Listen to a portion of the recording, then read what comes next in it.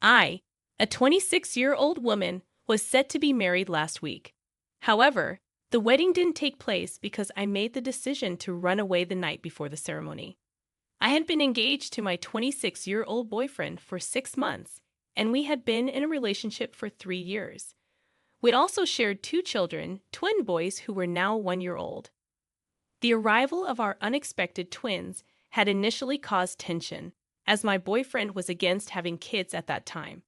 Despite his reluctance, I insisted on keeping the babies and gave him the option to leave without demanding child support. I believed in my ability to raise my children independently due to my strong maternal instinct. Over time, my boyfriend came around, supporting me throughout the pregnancy and proving to be a good father after the twins were born. 6 months later, he proposed and I accepted. We began planning our wedding, and everything seemed perfect. My parents were thrilled, as they liked my now ex-boyfriend. However, the night before the wedding, a phone call changed everything. We were following the tradition of staying in separate places, and after a heartfelt conversation, he forgot to hang up the call. I remained on the line out of curiosity and overheard a conversation between him and his father, revealing a side of him that made me question our 3-year relationship and the impending marriage. I decided to eavesdrop on their conversation, motivated by my ex-boyfriend's dejected and distant tone when confirming to his dad that he was talking to me. Something felt off, and the subsequent exchange still echoes in my mind a week later. His dad questioned whether my ex still felt the same way as he did 2 days ago, and my ex affirmed. His mother joined the conversation, insisting that regardless of his feelings, he needed to go through with the wedding.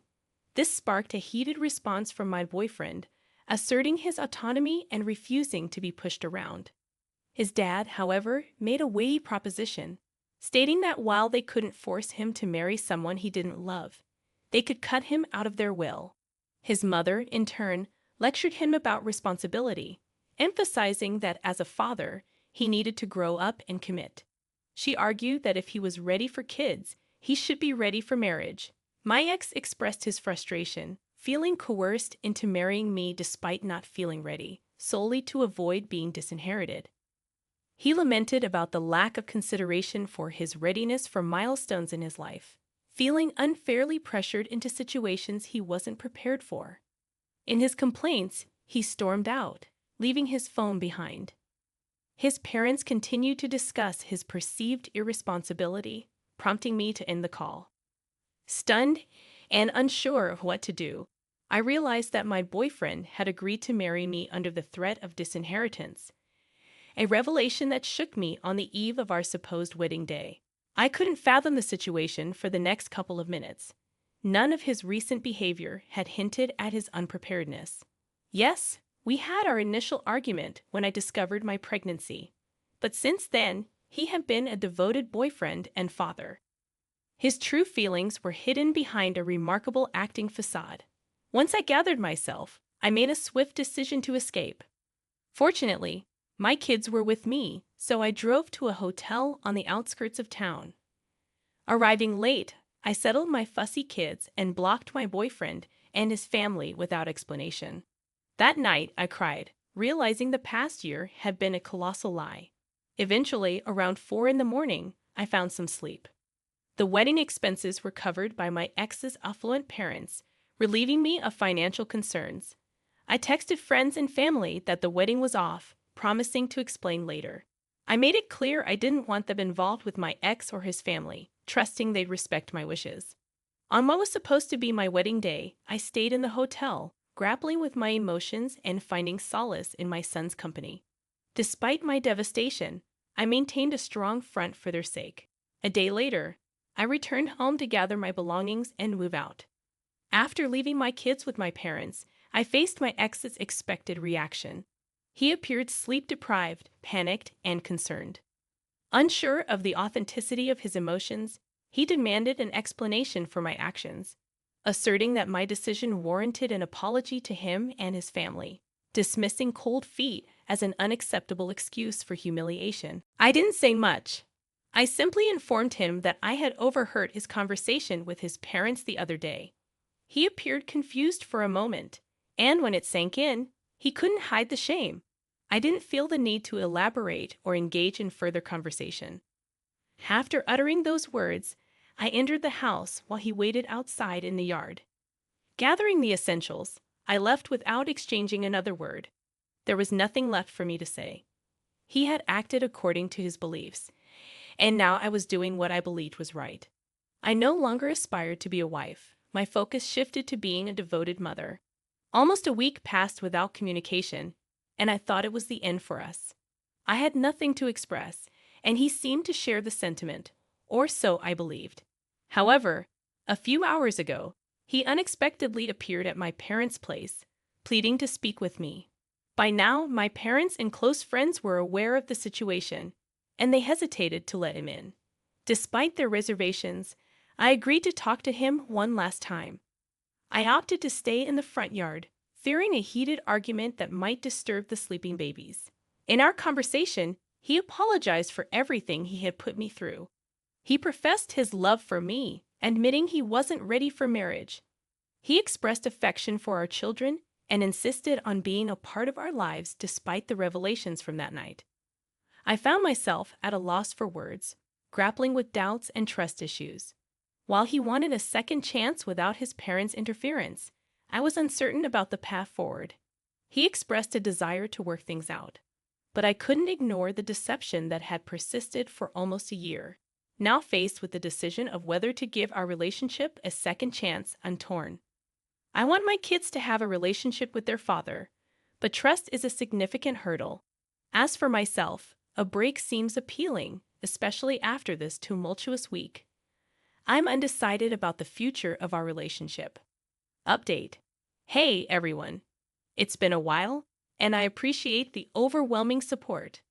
I've been busy with work, kids, and moving out. The advice I've received has been incredibly helpful. I consulted a lawyer about custody arrangements, and I decided to pursue full custody. Some people have sent hurtful messages, accusing me of being a selfish mother for considering reconciliation. I want to emphasize that I'm a mother, but I'm also a human being. It's only been a week since that phone call, and moving on completely is a process.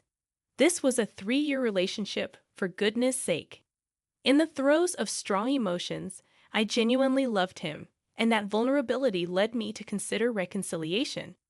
However, as I've regained stability, I recognize the imperative of prioritizing myself and my children. Despite the initial hurtful judgment on the internet, I anticipated it in this digital age. 2 days after calling off the wedding, I began the search for a lawyer, a process that took time as I sought someone I felt comfortable with and could trust completely. Custody discussions were never part of our prior conversations, as we never foresaw such a circumstance. Now that we're at an impasse, I believe it's crucial to take legal measures to secure my children's well-being. While I doubt my ex's desire for custody, I'm wary of his conservative and orthodox parents who may object to their son not having custody of their grandchildren. I'm preparing for potential challenges. Our last conversation was around 3 days ago, and the lack of contact since then reinforces that, regardless of his words, he's not ready to be with me or willing to make the necessary changes. His recent expressions of wanting to make things work appear hollow and meaningless. The eroded trust between us makes it clear that I won't be with a man who doesn't genuinely want to be with me. Ending the relationship is the best course of action. I plan to communicate my decision soon, hoping it won't escalate into a custody dispute. Update 2. I've informed my ex that I won't be getting back with him and that I intend to file for full custody. I assumed he would understand, given his earlier admission of not being ready for marriage or kids. However, he reacted poorly, engaging in arguments and insisting I couldn't make this decision. I expected him to appreciate not being forced into something he wasn't prepared for. But his reaction has heightened the challenge. Oh, okay. Good on you for managing preschool then. I got her in because I was diagnosed with depression after my husband's death. I got a doctor's note and everything. Wow, I didn't know that was an option. Anyway, the reason I came today is that I need advice. Elizabeth's next statement left me shocked. Would you mind paying our property taxes? What? What property taxes? Where is this coming from? We don't have money to pay property taxes. Why would you think we'd pay it for you? You said we could ask you for anything, didn't you? Well, yes, but plus you guys were the ones who insisted we live on that land. We never insisted. Regardless, property taxes for that land are higher than other places, and it's really causing us problems. Why don't you just work a bit and pay yourself? I can't work. I've even got Emily in preschool based on the excuse that I can't work due to mental illness. That's not our problem. Please, if we can't pay the property tax, we won't be able to live in that house. Look, I don't know all the details, so I'll discuss it with Robert when he gets home. Please do. After showing up out of the blue and making such an unexpected request, Elizabeth left. When Robert got home, I told him about Elizabeth's sudden visit and her asking us to pay property taxes. Of course, Robert was surprised, but he was also angered by her audacity. A few weeks later, we invited Elizabeth over to our house to discuss something important. We timed it so that her daughter, Emily, was at preschool, allowing the three of us to talk. Elizabeth arrived in a good mood. She probably thought we were going to help her with her property taxes. Robert, it's been a while, Elizabeth greeted. You seem well. I heard from Jennifer, but let's hear it from you. What do you want to talk about? Well, I hate to be a bother, but I came to ask for help with the property taxes, she admitted. Why can't you pay them yourself? Is there a reason? I'm still dealing with emotional stress and can't work. With a young child, I just don't have the money for the taxes. So you can't handle unexpected expenses. Exactly. The property taxes are way too high.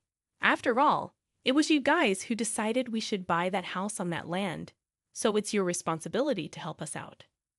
Why? You had the money in the first place. I'm a single mom, and it's tough. Survivor's benefits alone don't cut it. I'm barely making ends meet and can't handle sudden expenses like taxes. You're lying about not having money, Robert retorted. I'm not. I lost a breadwinning husband. Are you out of touch with reality? If you think I don't know anything, Robert said something rather cryptic. Hearing those words, Elizabeth's expression changed slightly. Whoa, you're scaring me, Robert. You're getting more than just survivor benefits, aren't you? What are you talking about? That's all I get, she defended. It's pointless to lie. I know everything. You're getting money from life insurance, too. Elizabeth remained silent. My brother had life insurance, you know. He was insured for about $1,000 a month until about age 60. So, as his wife, it's my right to receive that money. You have no right to question me. But you do get a good amount of money every month with survivor's benefits and the insurance money, don't you? It's still not enough for everyday living. We have a mortgage. You've paid off the mortgage, haven't you? Don't you also get various other forms of assistance? How do you know all this?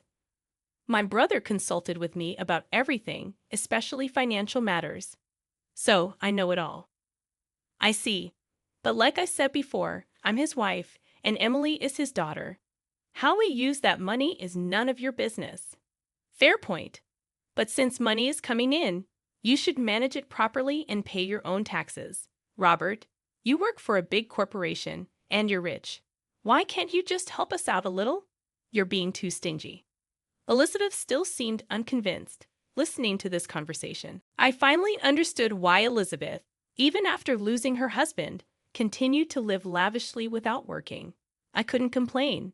Money was something her late husband left for her. But Robert wasn't done talking, and that's when I learned an unbelievable fact. So earlier, you said the kid is James's. Is that true?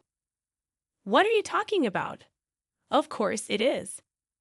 Well, that's good because if it's not, we have a big problem. Isn't that quite rude? I just lost my husband.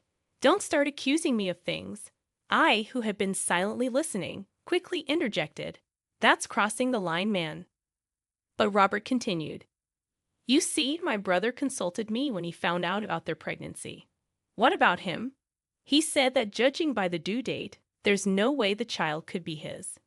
What do you mean? He was always on an extended business trip, and hadn't been home during that time. He was worried that the child might not be his. That's absurd. I thought so too initially. James said there was no evidence of an affair. Then he passed away before we could gather any. So it was a misunderstanding, right? After James was gone, I couldn't shake off the thought. So I investigated. What? Whether you had been unfaithful. My jaw dropped next to me in a state of shock from this newfound information. Robert continued speaking to Elizabeth. I was planning to take my time gathering evidence, but since you came to our home, I hurried my investigation. And what did you find? You're living with another man now, aren't you? So what if I am? He's someone I started seeing after my husband passed. I see. I was wondering if the man you're living with is the child's father. But it turns out he's not Emily's father. It's your brother, H. Do you have any proof? Sorry to say, I approached Emily and the man at the park and got a single hair strand from their clothing. That's creepy. I do feel a bit guilty, but it's for my brother. And what did you do with it? James is no longer with us.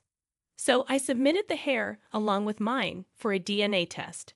According to Robert, even if it's not from the father, a close relative can provide enough genetic information for a paternity test. Robert went on. The test showed that Emily is not James's child. Elizabeth looked down, unable to speak. Then she finally spoke, almost in a whisper. So what does that mean? It's heartbreaking for James. Speaking ill of the dead accomplishes nothing, maybe. But since my brother can't find justice, I plan to file a lawsuit against you and your lover for damages. What are you talking about? We're getting married soon. Oh, really? Well, that makes things easier. Since the house is already paid off, you should just sell it. Then you can use that money to pay for both your compensations. Why should I? If you can afford the compensation, you're welcome to stay. But your fiancé doesn't work right. How do you know that? You can get by without working now. But that changes when you're married. It's none of your business. The conversation was far from over, and an angry Elizabeth tried to leave. Robert spoke up. I'll handle the property taxes for you. I'll also start the process for selling the house. Angry, Elizabeth stormed off and eventually sold the house, just as Robert suggested. The house sold quickly due to its desirable location and being relatively new. Elizabeth paid the compensation with the money from the sale. Apparently, Elizabeth and her man got married. But because of that, she would no longer receive the survivor's benefits she had been getting due to her husband's passing. Ignorant Elizabeth had no clue about this. She bought a cheap used house with the money from the sale. No longer a single mom, her financial aid dried up, as did the survivor's benefits. Both Elizabeth and her new husband had to start working. Elizabeth, once a spender on fashion and beauty, marked the start of a tougher life. Her husband couldn't keep a job, and the marriage soon fell apart. Elizabeth was back to being a single mom, but now with no financial aid coming in, she had to work desperately to make ends meet. For us, the storm has passed, and our peaceful days have returned. We were even blessed with a child we had longed for. I can't wait to meet the child that I will have with my beloved Robert. We will give our child the middle name of my late brother-in-law, ensuring that his memory will always be with us. In my second update, I confronted my ex, expressing my decision not to reconcile and notifying him of my intention to file for full custody. I anticipated he would understand, considering his previous admission of not being ready for marriage or kids. I believed he should have felt grateful that I wasn't pushing him into an unprepared role. However, he reacted poorly, engaging in arguments and insisting I couldn't do this to him. He suggested that breaking up was acceptable, but taking his kids away wasn't. This argument might have made sense in a typical relationship, but our circumstances were far from ordinary. As you already know, my ex had initially opposed having kids, and until a week ago, he wasn't ready to be a father. Suddenly, he was fiercely fighting for custody, raising suspicions of external influence, likely from his controlling parents. During our argument at a restaurant, I attempted to calm him down, embarrassed by the scene he was causing. In an effort to avoid a protracted custody battle that I couldn't afford financially or energetically, I sought a rational conversation. I knew his parents could afford top-notch lawyers, potentially dragging out the legal process. My approach was to reason with him and hope he wouldn't contest custody. I reminded him of his previous stance on not being ready for kids until a week ago, asserting that my proposed arrangement was in the best interest of all involved. I suggested he could live his life unburdened by marriage and kids, while I took care of our children. However, he claimed to have changed his mind, asserting he was now ready to be a father. This sudden shift seemed suspicious, leading me to inquire further. He admitted that his parents pressured him to fight for custody after they learned about the canceled wedding. They accepted that I wouldn't marry him but insisted on joint custody to retain a connection with their grandchildren. Threatened with disinheritance, he begged me to agree to joint custody, but I was disgusted and chose to leave. I couldn't fathom that once again, he was succumbing to his parents' influence, even when I had given him an easy way out. He didn't want to be a father or commit to me. His primary concern was his parents' wealth, driving him to such lengths. If his sole focus was their money, I didn't want him anywhere near our kids. They deserved better. Rejecting child support, I made it clear I didn't want him involved with me or my children. His lack of backbone, willing to do anything to stay in his parents' good graces, was disappointing but unsurprising. Since then, I blocked him everywhere, refusing to engage in any communication. His last message proposed a joint custody agreement with the promise of splitting his inheritance once his parents passed away, an absurd suggestion that revealed his true priorities. Falling for a spoiled individual was my mistake, as a self-made woman who worked hard for everything. Despite his initial efforts to change, it became evident that he was a skilled actor who had deceived me for 3 years. Now, I see him for who he truly is, and I have no interest in exploring more about him. I am done and content with raising my kids on my own. No father is better than one who rejects fatherhood. I am confident that I made the right decision, hoping he comes to his senses and terminates his parental rights rather than dragging this into a prolonged custody battle. I'll continue praying. Update 3. Hello, everyone. It's been a while, and I'm here to share some good news. Although it's been a lengthy period since the last update, I've been occupied. First and foremost, my babies and I have moved into a smaller apartment that I can now call mine. Unlike the house I shared with my ex, this place is near my parents' house. So my parents can visit occasionally to keep an eye on the kids.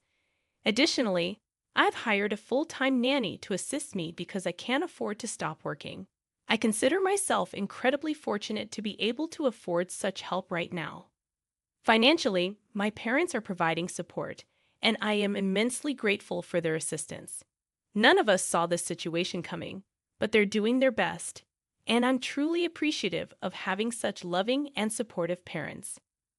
Now, onto the part I know people are curious about, my ex. Well, he has officially signed away his parental rights. I can't pinpoint exactly what prompted this change, but my best guess is that he decided to stand up to his parents, or perhaps they finally relented. According to a friend, he has moved out of his previous residence, indicating a shift in his circumstances. He apologized to me once again and expressed a desire to offer financial compensation.